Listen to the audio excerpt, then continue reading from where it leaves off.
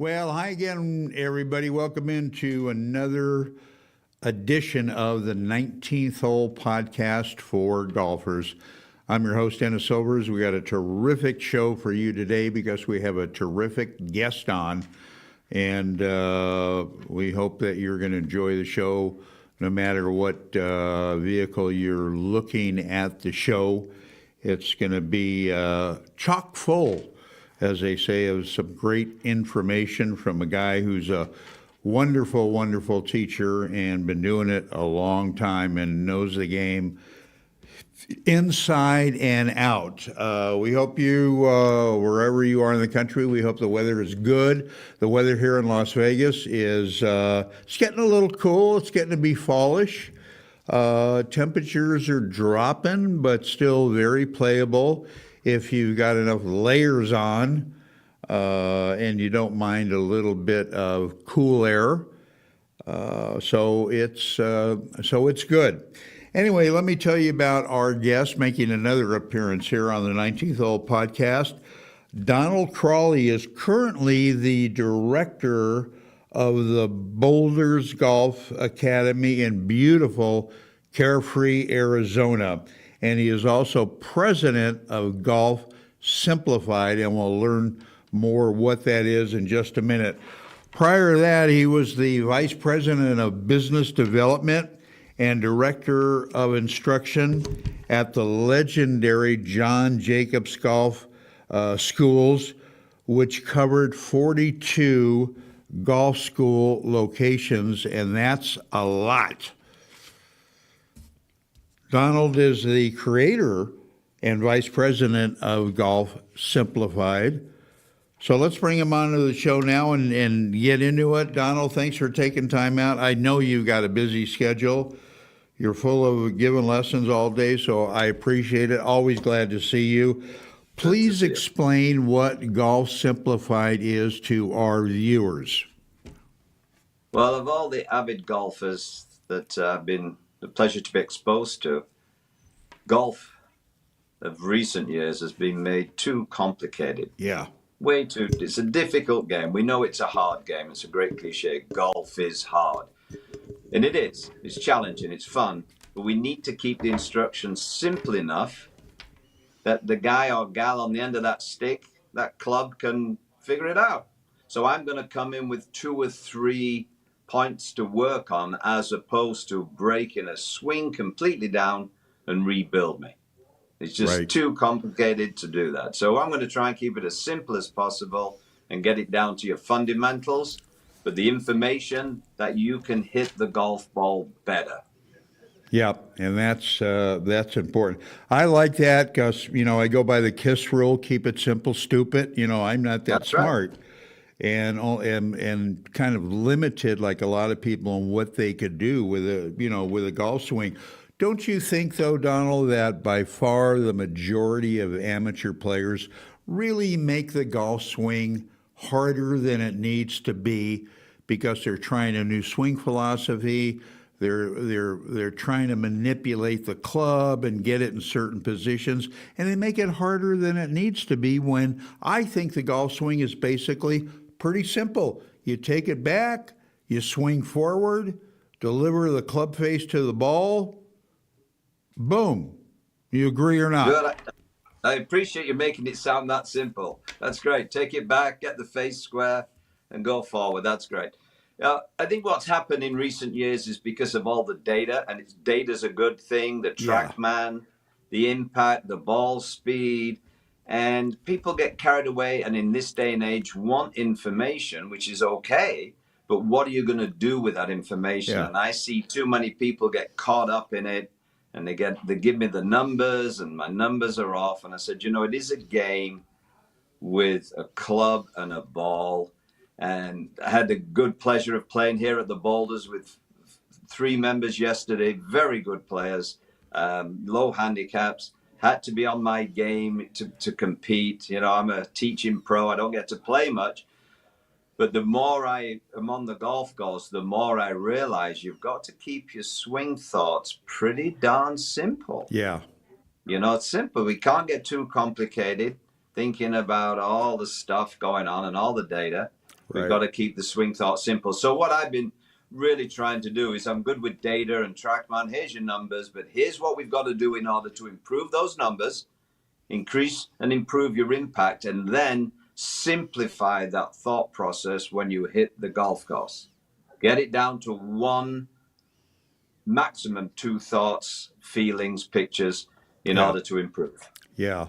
I think, though, that Donald, with all of the information that's available, you've got YouTube, you've got DVDs, you've got tapes, you've got golf magazines, you've got golf books, instructors. It's an overload.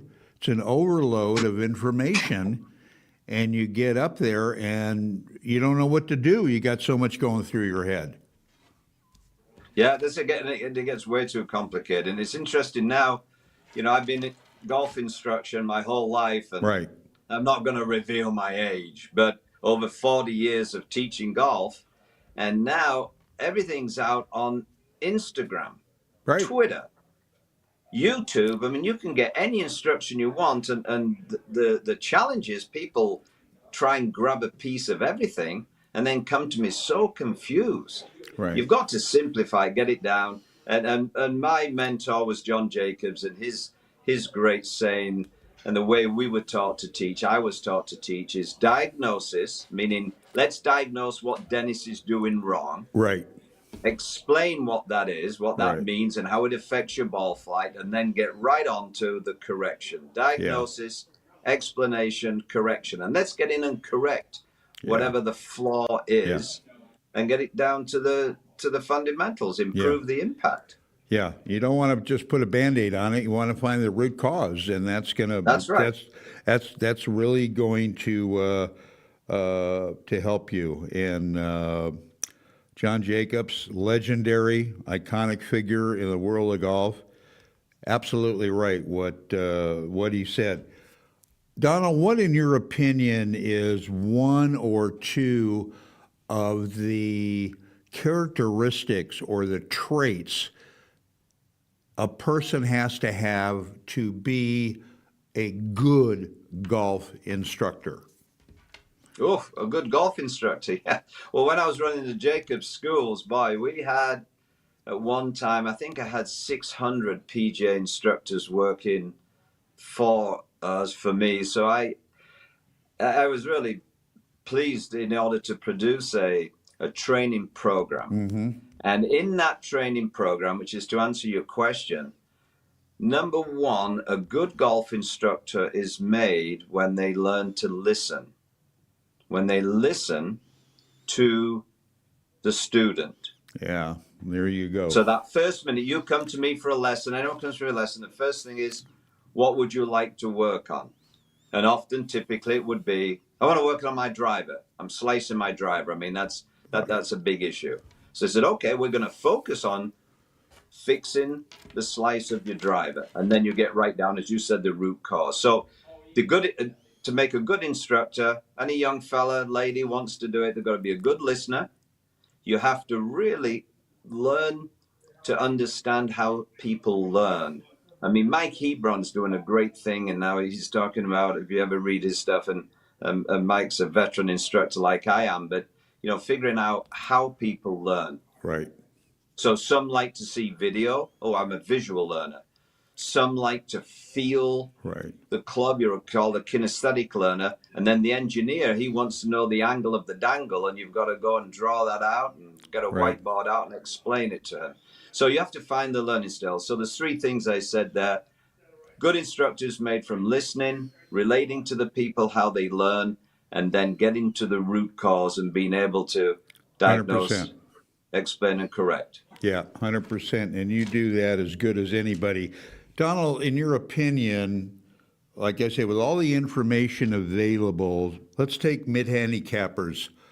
Why don't they really get better over time? What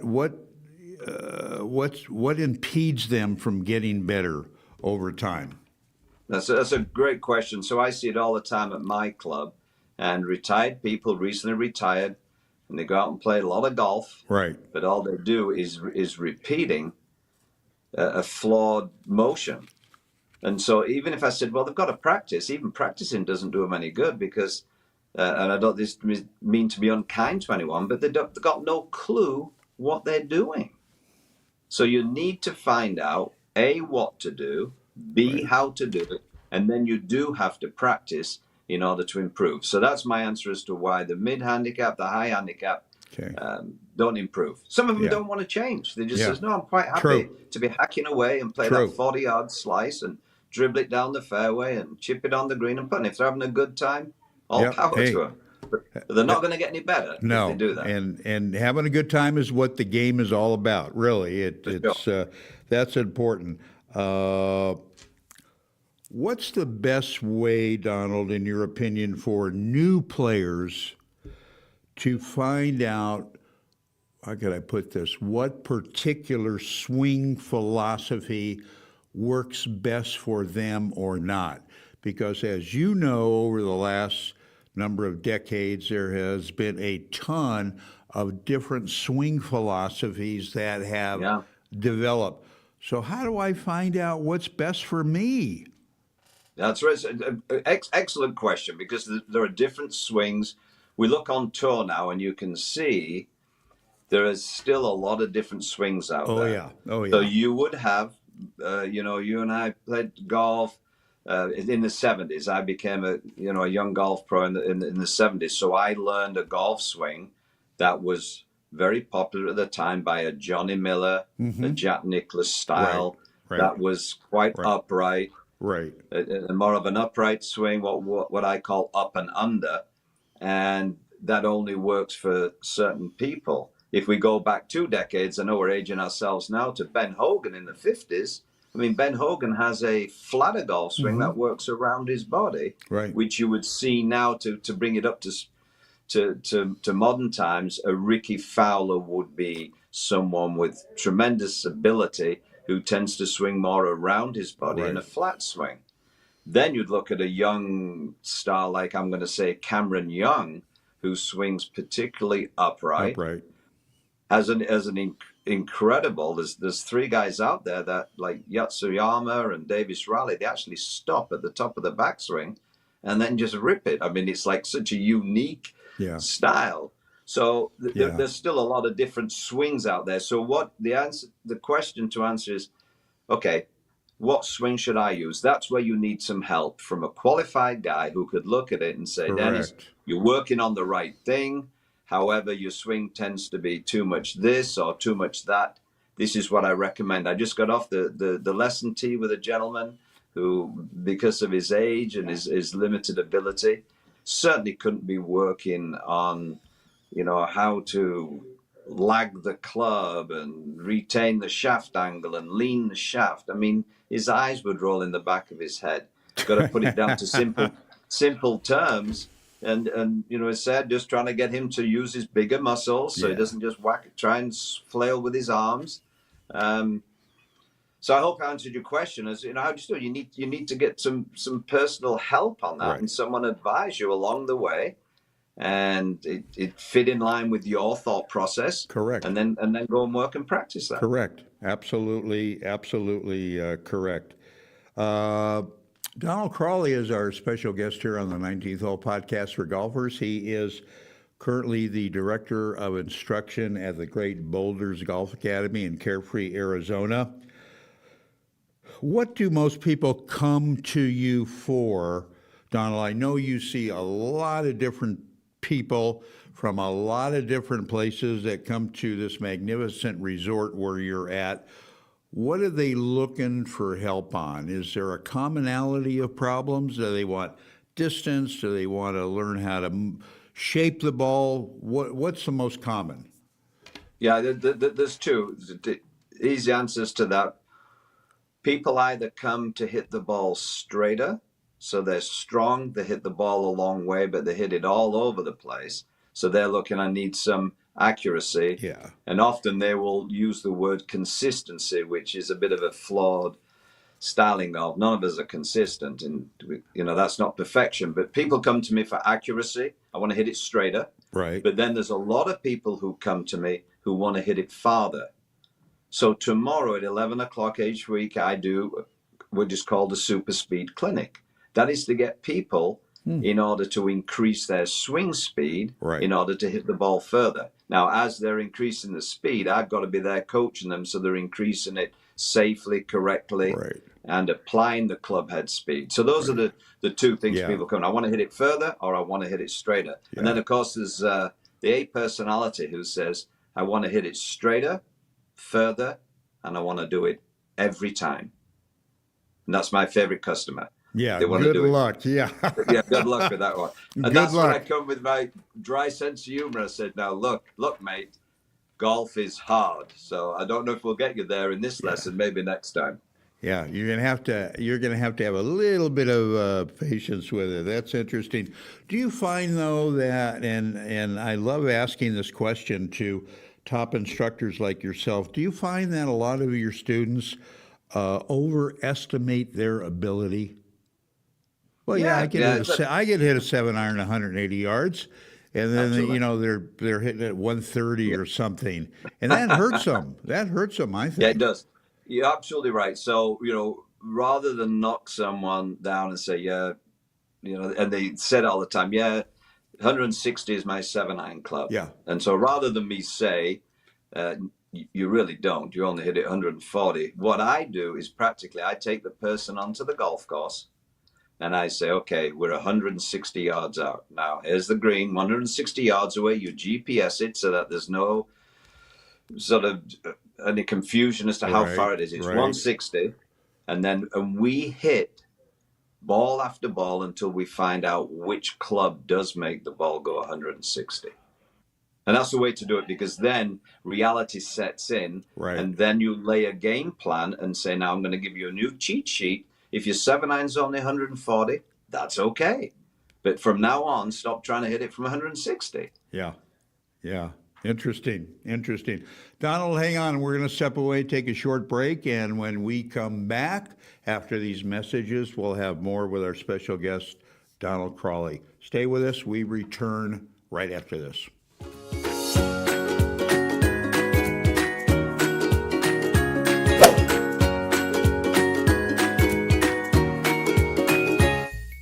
I'm Jeff Gunter, and I approve this message. Two candidates for the U.S. Senate in Nevada. Never Trump Sam Brown. Trump says it could end the war in 24 hours. What say you? All this dancing around the issues. How would you define a win in Ukraine?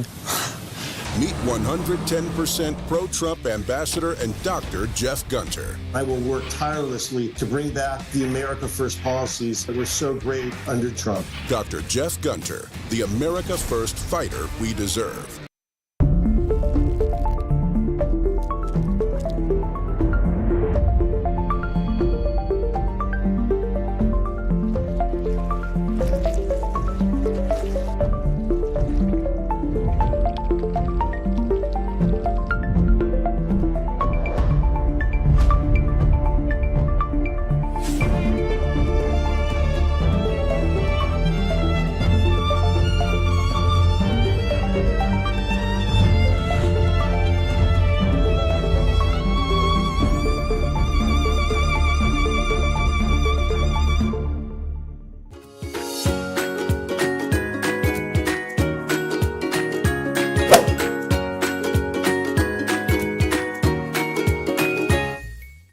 All right, welcome back in, everybody, to more of the 19th Hole Podcast for Golfers. I'm Dennis Silvers, having a great conversation with a great guy, Donald Crawley. Donald, can you be an elite player without a good mental game? No, not possible. The elite players have the right mental game. The ones who win, as we've seen, I think it was great in the Ryder Cup, for example. I mean, under that pressure. Yeah. I mean, my goodness. And then you see an elite player come through when all the chips are down. That's mental. They all hit thousands of balls. They all fly at 300 yards. I mean, they're incredible, all incredible golfers on tour. But the elite player, mental game, absolutely. Do you get into that to any degree with your students? Yeah, but Especially like when you're giving a playing lesson and stuff? Very much so. Yeah, good point. When I go to play lesson, we do that. So I do a lot of playing lessons. I think it's more and more important, particularly the keen golfers who can hit the ball. Maybe not perfect every time, like any of us, but they've got an idea of their own game. And now we get on the golf course. It's more than just club selection. It's having a game plan on every shot. What are you trying to do here? Let's have a game plan, not just stand up and wail away with no conscious thought. And then the mental side is the ones who compete. So the ones who actually compete, whether it's in the club championship or in your league or whatever, I can, what's the word, dumb down in a nice way that, your mental golf is being able to get someone prepared mentally, like every athlete is prepared to go out for that World Series. That just was a big blow up for the Diamondbacks. They're about baseball, and Texas Rangers were incredible. I switched to baseball quickly, but I mean, the pitches up there were unbelievable. You could see the calm ones who were focused and who could throw the right pitch at the right time. Right. Just like in golf, can you hit that shot at the right place at the right time? Right. And that is mental. Absolutely. Yeah, no, you're 100% right. No parade in Arizona for you guys. I know. The town was excited. Living here in Phoenix, Arizona, and the Rangers were just too tough for those Diamondbacks. Yeah, they played terrific. It was a good series. It really was. Please describe the golf courses a little bit, Donald, at the Boulders, and of the two, which one is your favorite and why? Okay. There's two golf courses, 36 holes here at the Boulders. It's a resort, and they were built in the mid-'80s by a designer called Jay Moorish.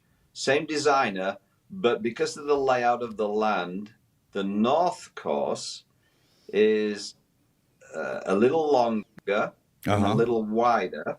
Still desert golf. Yeah. Desert golf means there's a grass tee, the fairway, and a green, and deserts everywhere else in between. Right. There's no rough.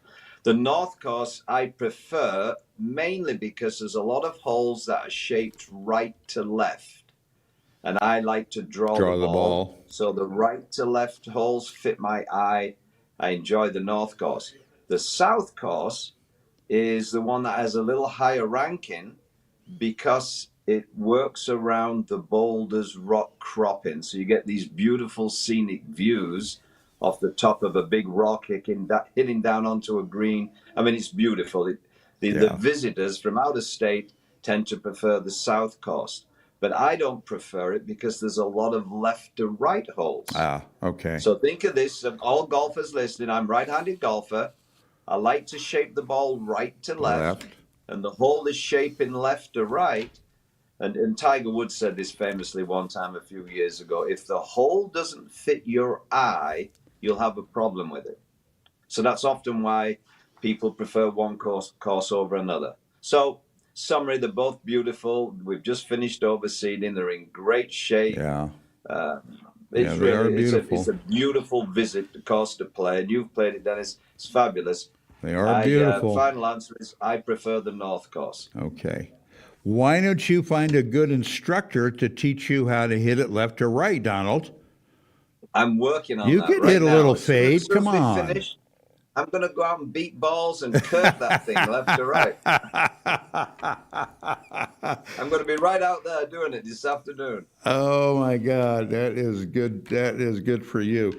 Let me ask you, what's your views, opinions, impressions of the LIV Tour now?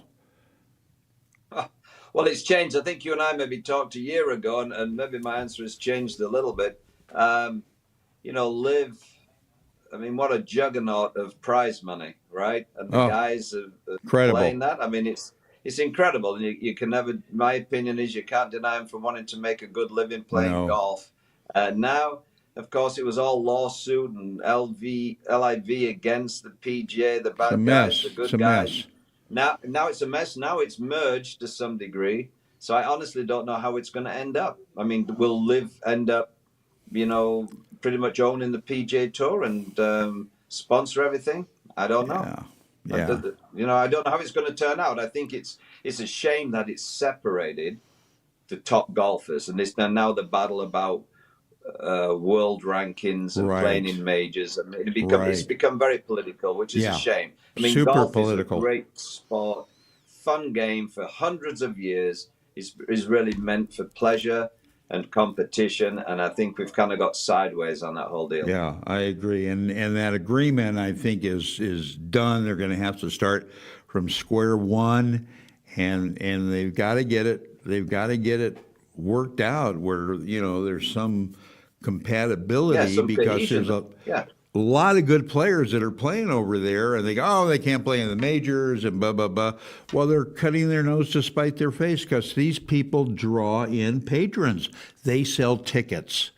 So come on, it's a game. Everybody enjoys it, plays it.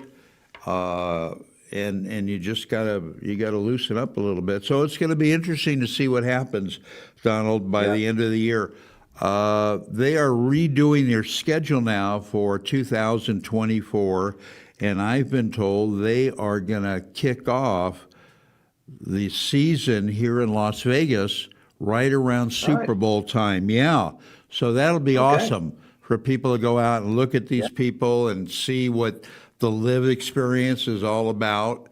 Yeah, that's good. That's- In Vegas, that's a great market, and Super Bowl and all. And it'll be just interesting to see if they can. I don't know. I've looked into it enough. Are they going to grow? I mean, the 54 holes, is it going to stay doing that? Do they only have 48 players playing this exhibition golf? Right. Or are they going to expand it, invite more players in? And I'm sure they're going to grab a lot of more players now, because it's so lucrative to go and play it. Yeah. Live Tour. Yeah, and I've been told there's a number of current PGA Tour players that are very, very interested in making the move. I don't know if you read, John Rahm supposedly was offered, $300 million to join, and he said, no, I'm staying with the PGA Tour. Well, good for him.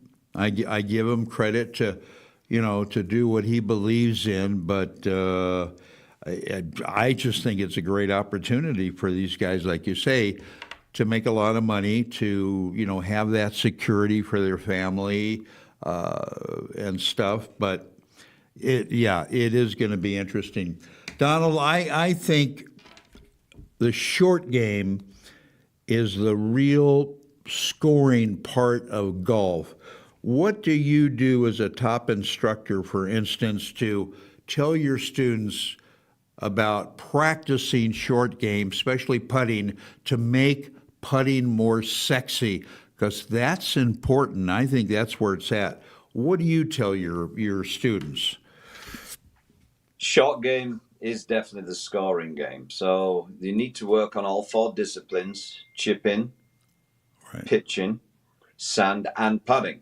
Right. And so I like to get people to one, understand all 4 disciplines, improve them, and then give them some good practice drills and habits to get it exciting. You say it's a bit boring on putting, but there's a lot of good putting drills out there. And you don't have to stand out there for hours and hours and have a bad back bent over. But you must practice chip, pitch, sand, putting if you want to lower your score. Yeah. You have to do that. Yeah, so you have to come with drills. And I was with these 3, as I mentioned earlier in this show, that I played with, and they're all pretty good players. And I asked a question, and I'll ask this question that I got the information very recently off the PGA Tour, where they keep all the data of the percentage of putts made. Right. And I love to talk about the number. So the question to you is, from 7 foot away from the hole, what is the average percentage of the percentage make of the average tour player after they gather all the data from Brian Harman, who made 59 out of 60 to win the Open Championship, and Jordan Spieth, and everybody, and Rory, and John Rahm? It's got to be up there. It's got to be up there. From 7 feet. From 7 feet, right? What were they going to make day in, day out? What's your answer, Dennis? What do you think, percentage-wise? I'll put you on the spot. High 40s. Okay, well, good, because you're a learned man. 53%. So from 7 feet, if the top players in the world, on average, only make 53%, then it's an attitude to when people are stood over 7 feet telling me, well, I should make these. And I say, really?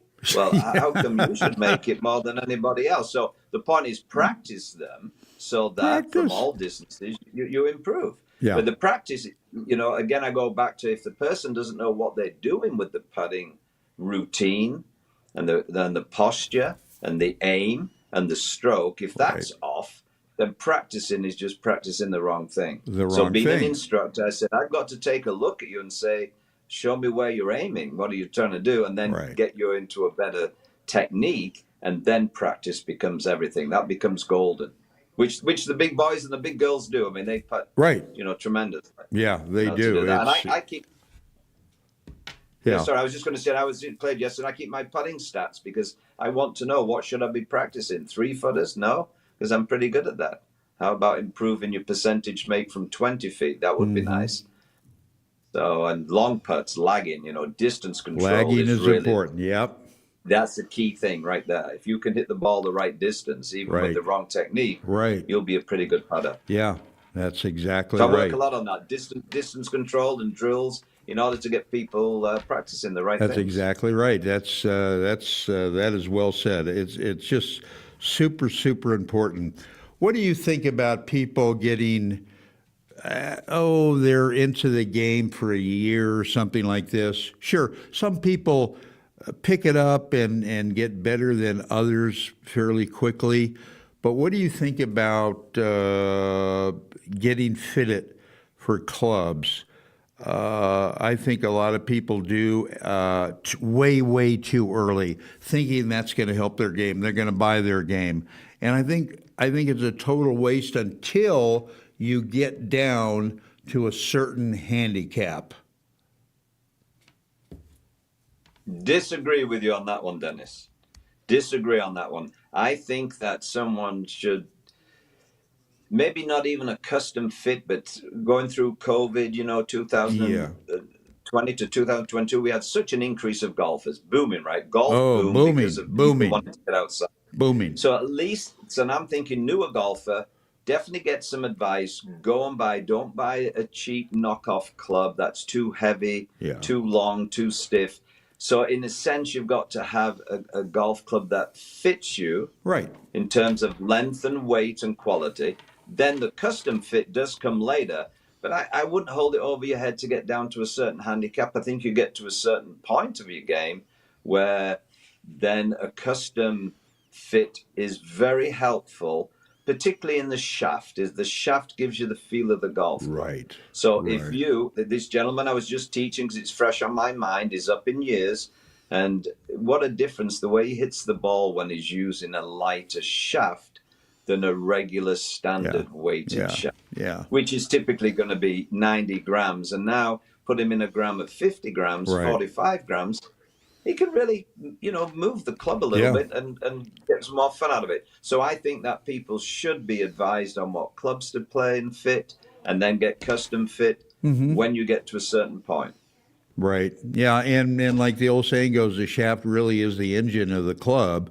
It's tremendously important, as you mentioned. All right, Donald, we're going to take another short break, come back and finish up the show with Donald Crawley, so stay with us. We return very shortly.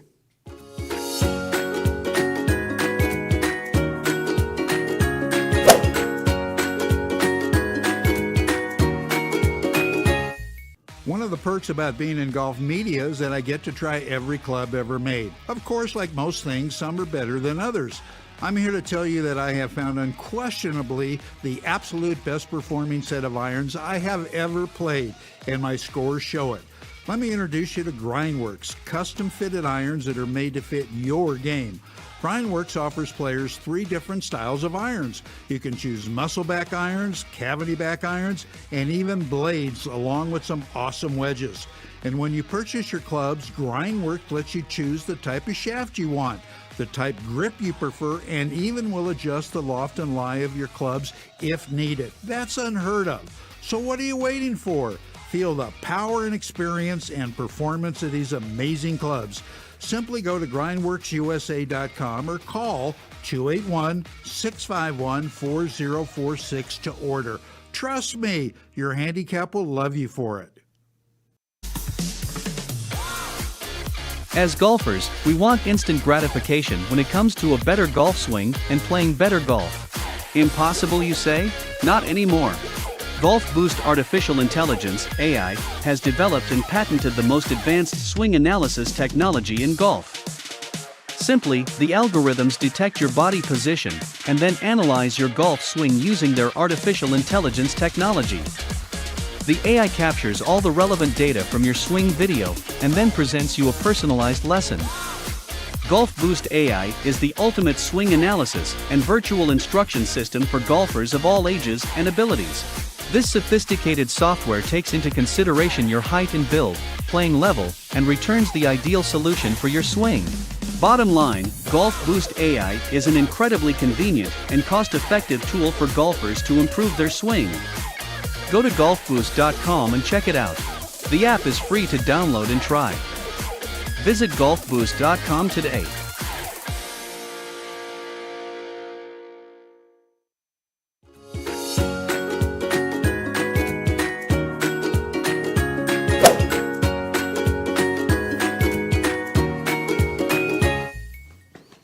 All right, we are back, everybody. We're going to finish up the show in a couple of minutes. We're talking to our special guest, Donald Crawley, who is the Director of Instruction at the Boulders Golf Academy in Carefree, Arizona. And if you haven't been to the Boulders, you have a chance. It is a wonderful resort, first class all the way. So do yourself a favor one day and try to get out there and stay there. I'm hoping to get out there pretty soon, because it's just a, and even from Las Vegas, it's not that far of a drive. It's an easy drive, and it's fantastic. Donald, do you think a player, obviously a lot of golfers belong to country clubs, which is great, but they're playing the same golf course week in and week out. Do you think they would become, or these people would become better players if they mixed it up and didn't play the same golf course every week and play different golf courses around their town or travel or whatever? Because I think they would be better players. I think you're right. I mean, to get a bit more variety, I see some people playing the same course all the time, every day, one day after another, and can get a little stale with the game. Yeah. But yeah, I think golf trips are good for guys get together and couples get together, which is a lot of my clients come here because they want a little 3-day getaway vacation. Yeah, and that's and great. Play the golf courses. And what we do here is we alternate the course. You play the north and you play the south. And out of the 3-day school, I play with them once too, which is what they like, an on-course playing lesson. So yes, play different courses, make a trip out of it, maybe get excited about it, practice a little bit, take a lesson, get ready to go and play golf courses that are playable. Don't go and play that, that list where you want to play the hardest course in the world. Sometimes they just beat you up. Yeah. Guys, I know guys, when you've got the testosterone flying, you want to play the back tees and shoot a zillion, but choosing the tees you play from is important. Jack Nicklaus did a great thing years ago when he says, play the tee forward, play forward. And it took a while to catch on. And that makes a lot of sense. So play different courses, even mix it up on the course of your own at home. Yeah. Play a different tee. Yeah, It makes it interesting. I do that when I do a playing lesson. And if I play with the ladies from the gold tee and forward tee, the whole plays differently from there. So Totally. it makes it a bit more exciting, keeps you motivated to work on the game. And we play the tips, we play the middle tees, and then the forward tees, 3, 3, and That's 3. right. And the hole is completely different when you do that. All of a sudden you're able to reach that bunker, that's on the right side of the fairway, or you got to be careful not to hit it in the water, that traverses the fairway and stuff. It's fantastic. Yeah. Why don't you, Donald, put together a group of members, come to Las Vegas? I'll be happy to put something together for you guys.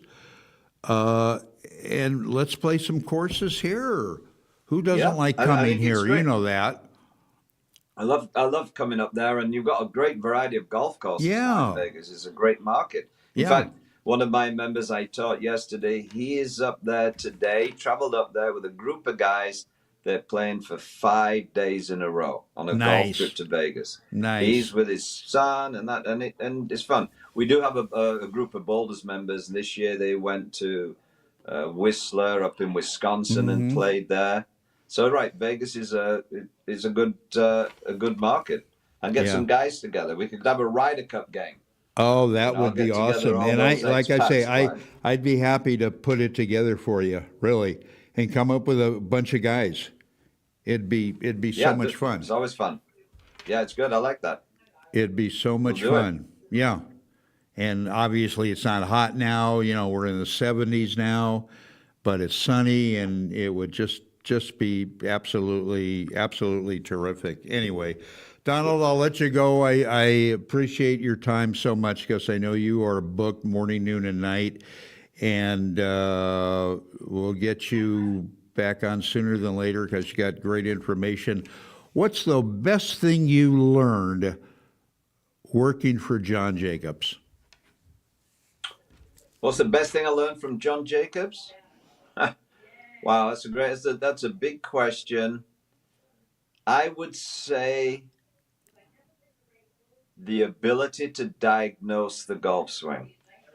So that's one thing I learned That's huge. young, early, and I'm pretty good at it, that I can take a look at someone make 3 swings, and I know, even without a video camera, I understand the impact, and therefore what's gone wrong or needs to improve, whether it's the face, the path, the angle, before you go any further. So John really taught me how to diagnose, and it stood me in good stead through all these years. So often the compliment I get is as well, one, it's simple. We talked about I've golf simplified, so I keep it simple. But the thing is that it's practical in that you need to work on this with you about your club face or whatever's wrong. Right. And so I learned that from John. I give him the credit for that. Yeah, and what you do is critical.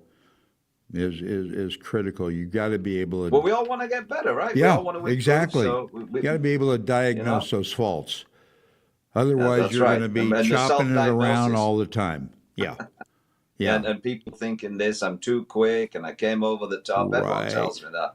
Right. And I step in and said, that's not the root problem. Your root problem is one of the things. So it's, we have to keep it there, keep it simple so that you can, and the bottom line is improve the game, and then people enjoy it a lot more when you play better. Absolutely correct. Absolutely So that's my correct. job. So anyone golfers listening, come and see me. I'll find a way to get you in, give you a playing lesson. Well, I was show going to you- say, how can, if people are planning a trip up that way, hopefully, how do they get a hold of you if they want to book a lesson and work with you? Best thing to do is it used to be my email is the best way to reach me. So in between lessons at the end of the day, I check my email quickly. So I would give you this email, donald.crawley@hilton.com. Hilton is that it's a Hilton property. It used to be donald.crawley@theboulders. But Which now made it's it at a the lot Hilton. easier. But now with AI and filters and everything, so it's donald.crawley@hilton.com. Okay. If you can't remember that and you're listening, remember Golf Simplified. So my website go will to the direct website. you to Right. me at the Boulders. Golf Simplified would be an easy way to And reach me. worst case scenario, call information, get the number to the pro shop, and they'll get a hold of Donald for you. Absolutely. The Boulders in Carefree, Arizona. Yeah. Yeah. You can just call that and they'll send Fabulous. it to me. Fabulous. Good. Donald, so good talking to you. So good seeing you. You look great. And we will be talking to you sooner than later. Good. Well, thank you, Dennis. Pleasure being on your show. It's always fun. Anytime. Keep after it. Keep swinging, and enjoy the Super Bowl in your hometown. Right? That This year? would be, yeah. We have become a real sports town, Yes, Donald. you have. We really have. We really have. So, and I would love to get out to see you and You know plan you're that. welcome anytime. I want you to appreciate call it, me, and I will come give you down. a heads up. You're good. Definitely. We'll go out and play. Definitely, definitely. Okay. All right. All right, thank Take you. care, my friend. Pleasure being with Donald you. Crawley, everybody. Terrific instructor. Terrific guy as well. All right. We've got another short commercial to run. Then we're going to wrap up the show. Stay with us.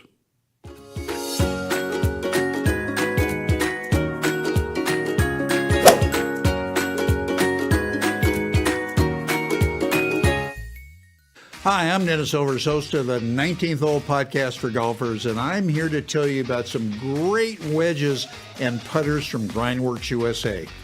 First, the Grindworks Barrett Collection Wedge Set. These wedges are unparalleled in today's market. The wedges come to you in 3 different lofts, 51, 57, and 61 degrees, all designed to be able to spin around the greens with the ability to hit high, middle, or low shots around the greens. Grindworks also makes a line of their Windsor Wells Precision Machine putters. This beautiful design of putter was not only created to be appealing to the eye, but to perform better on the greens. You will gain a ton of confidence to help lower your scores. Go to grindworksusa.com or call 281-651-4046. I promise your scores will love you for it.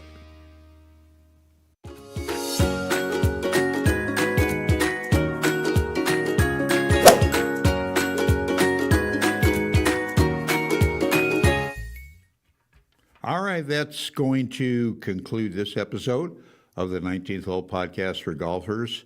And for Donald Crawley, I'm Dennis Silvers. Make sure you catch us next show every Wednesday at Thursday. Like to do it Wednesday, Thursday, but Thursdays at noon Pacific Standard Time. We'll have another great guest on for you next week.